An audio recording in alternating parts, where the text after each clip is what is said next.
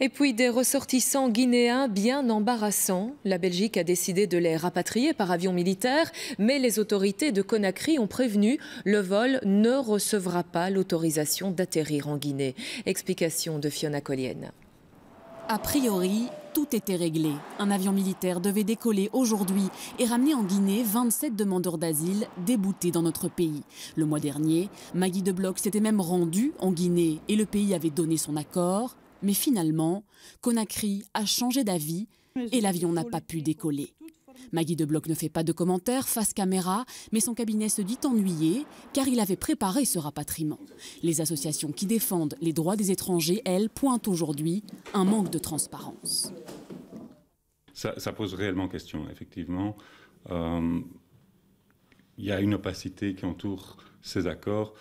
Ça ne correspond pas, selon nous, à la procédure normale d'identification des personnes à rapatrier. Alors pourquoi la Guinée a-t-elle décidé de ne plus collaborer? Le cabinet de la secrétaire d'État essaye de le comprendre. Mais Maggie De Block ne change pas son fusil d'épaule. Pour elle, les 27 Guinéens sont en situation illégale.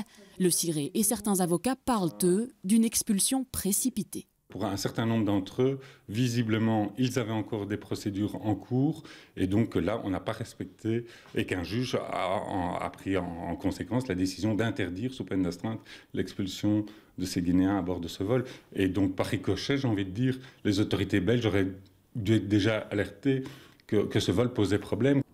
Les 27 Guinéens restent pour l'heure au centre fermé de Stenokerzeel.